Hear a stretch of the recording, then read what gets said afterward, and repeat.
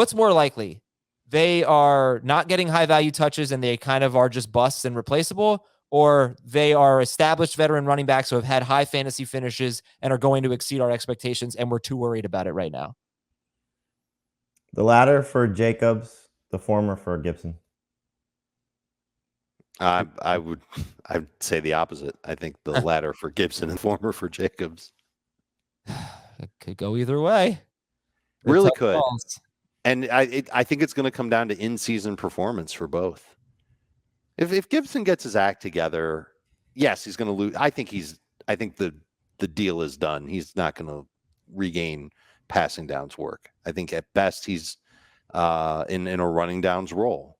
You know, we talked about a little bit like James Conner. I don't think it'll be exactly as, glorified as James Conner's could be, but could still be in the neighborhood of 15 touches per game. He caught enough passes on first and second downs to not be totally useless, and he scored a lot of touchdowns. And if he's good and if he's right, I don't care how good Brian Robinson looks in practice. Antonio Gibson's going to have that job. This coaching staff won't lean on a rookie at the goal line over and over again unless Gibson stinks. And if he stinks, then he might not even play. And the same thing for Jacobs. I think Jacobs could have a very quick hook in Las Vegas. We've seen that from Josh McDaniels running backs in the past. But he wasn't running against starters in his Hall of Fame game. He looked like he was running with purpose, and he knew that the fire on his seat was pretty hot. If he keeps that up all season long, he's going to matter. He'll be a number 2 fantasy running back. If not, you're going to see a lot of Zamir White and a lot of Kenyon Drake and a lot of Amir Abdullah. And you're not going to want a lot of the Raiders running backs on your fantasy team. I want to point out about Gibson. It wasn't a James Conner situation where Conner averaged about 1 catch per game when Chase Edmonds played. When J.D. McKissick played, you still had a guy who was on pace for about 40 catches.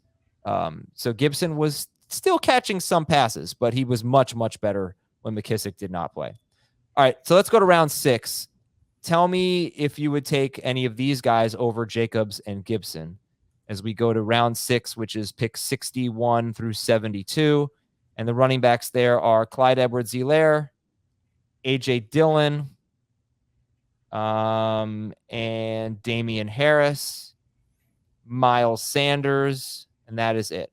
4 running backs: Clyde, A.J. Dillon, Damian Harris, and Miles Sanders. Jamie, would you take any of them over Josh Jacobs or Antonio Gibson? Dillon for sure. I think just looking at what his potential role could be I think he could be the leading rusher for the Packers. Wouldn't surprise me, just in terms of his rushing yards and potentially rushing touchdowns. I think Aaron Jones will have more total yards and certainly be a significant factor in the passing game while still getting enough of a role in the run game. But Dillon to me has got tremendous upside. And then you have the lottery ticket appeal to him too. So if something happens to Aaron Jones, oh my goodness, he could be just an absolute monster. So he's my favorite of that group. And I think, if you're just looking for, if you're concerned about Gibson, you're concerned about Jacob, this is an easy pivot. So